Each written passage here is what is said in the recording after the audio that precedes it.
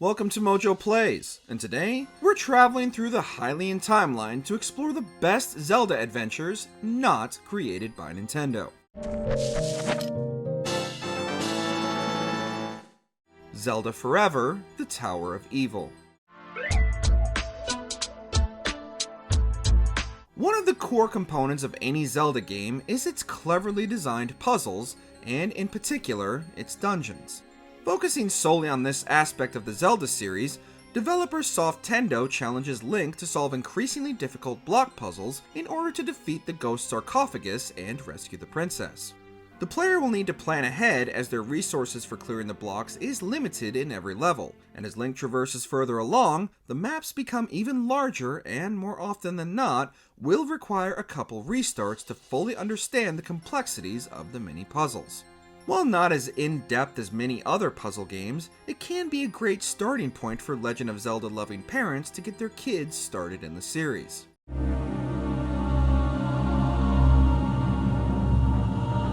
The Legend of Zelda, The Fallen Sage, and Time's Menagerie, including two in a single entry here as they are part of the same series. The Fallen Sage and Time's Menagerie are the passion projects of Chance and Lindsay, and were created using RPG Maker XP, proving where there's a will, there's a way. Picking up where the fan comic The Gerudo Wars left off, Link and his companions, both familiar and newcomers, set off to stop the Goma army from laying waste to the land.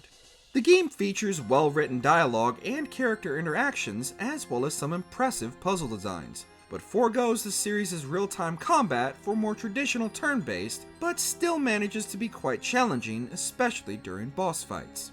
While the story is designed specifically for those who are familiar with the prequel comic, they are still worth a look for devout Zelda fans, even if it does play fast and loose with some of the series' established lore. The Legend of Zelda: Breath of the NES. Given Breath's expansive and experimental version of Hyrule, the developer of this demake decided to take things in a decidedly old-school direction. Die-hard Zelda fan Winter Drake recreated Hyrule in the style of the original NES first Legend of Zelda adventure. The 2D version features much of the same interactivity and physics seen in the modern classic, and still allows players to experiment and find their own solutions to combat and puzzles. And yes, you can still set absolutely everything on fire.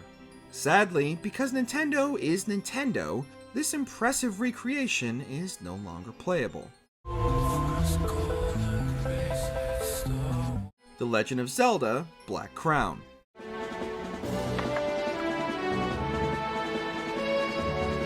One of the greatest strengths of the Legend of Zelda series is how its gameplay can translate into nearly any genre for fans to let their imaginations run wild. Playing more like Diablo than a traditional Legend of Zelda title, Link will explore the Kingdom of Hyrule and battle unending waves of enemies while collecting over 300 different items to use in battle, only a few of which will be familiar to the universe, as well as gain experience points to level up 4 different skill trees to battle even tougher foes. While Black Crown might be a Zelda game only in appearance, players will still find an enjoyable adventure slaying the many beasts of Hyrule using a Link to the Past art style, but make no mistake, the game can become quite challenging but packs enough Easter eggs in it for longtime fans to make the journey more than worth the effort. The Legend of Zelda: Return of the Hylian. The first entry in a fan-made trilogy that picks up after the events of A Link to the Past, Return of the Hylian and its sequels Only Link Begins and A Time to Triumph follow Link after his wish to unify the light and dark worlds. The trilogy doesn't make any significant changes to the combat or mechanics already found in A Link to the Past, besides a couple minor gameplay tweaks, and instead focuses all its attention to the overarching and engrossing narrative that not only builds off what made the 1992 original game such a classic, but also presents a story that grows with its audience, presenting a darker and more challenging experience for those who grew up playing the SNES game. Dawn and Dusk.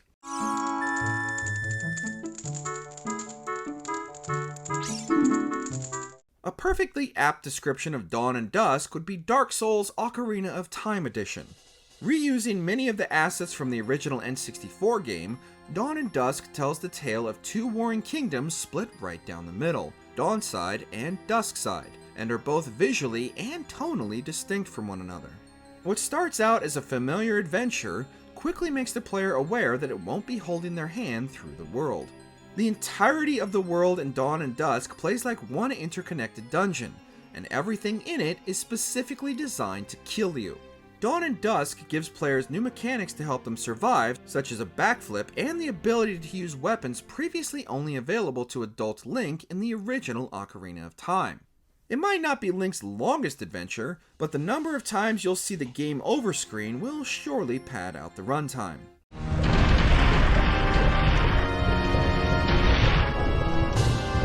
The Legend of Zelda: The Wheel of Fate.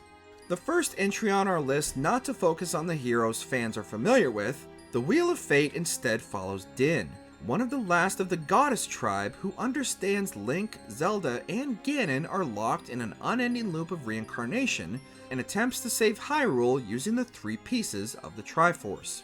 The only problem is she needs to kill each one to recover their piece and find her lost sisters and put an end to the cycle. The game uses the art and graphical style of the Game Boy entries Oracle of Ages and Seasons, and players can use a wide range of familiar weapons and items as well as remote-controlled summons such as the Navi. While the game does have a few more technical issues than some of the others on our list, it's still a refreshing approach to a familiar narrative. The Legend of Princess.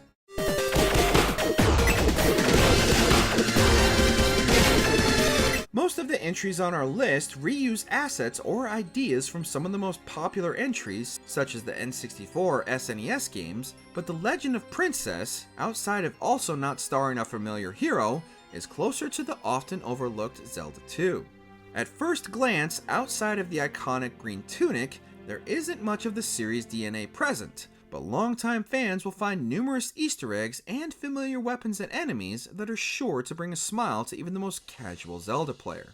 Featuring stunningly gorgeous sprite visuals and wonderfully detailed environments and enemies, the titular princess herself Bind is surprisingly emotive, and the controls are as tight and pitch perfect as you'd expect from Nintendo themselves. Plus, you get to use your Kuko companion to fly around many of the game's environments, which is just endlessly entertaining.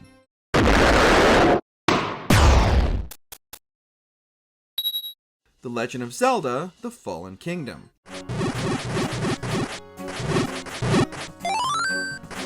Breath of the Wild and now Tears of the Kingdom are arguably some of the biggest Legend of Zelda adventures Nintendo has ever created. But fan creator I. Aaron Waite is close behind with the third entry in their voxel-style Legend of Zelda series.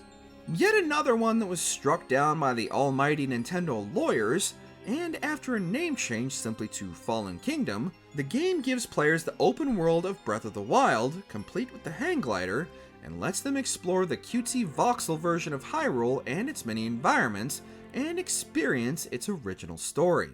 As a fan game, Fallen Kingdom is undeniably impressive, and as the third entry in a series by a sole creator, it's absolutely astounding the attention to detail and clear love and care that went into the project that makes it a must-play for Zelda fans. While you can, at least. The Legend of Zelda: Voyager of Time. Ocarina of Time and Majora's Mask are widely considered some of not only the best Legend of Zelda games, but also some of the greatest games of all time, and likewise, they are frequently the starting point for many fan games and adventures, much like Voyager of Time. Picking up after the events of Majora's Mask, Voyager of Time sees Link returning to Kokiri Forest to finally live a life of peace, but finding himself once again plagued by nightmares. The game reuses much of the world from Ocarina of Time, but remixes much of the items you acquire as well as how Link explores the world. The game focuses much more heavily on time travel than its original incarnation, and tells a much more personal and darker tale than Nintendo ever would for Link and the future in the wake of Ganondorf's resurrection. Did you enjoy this video? Check out these other clips from MojoPlays, and be sure to subscribe and ring the bell to be notified about our latest videos.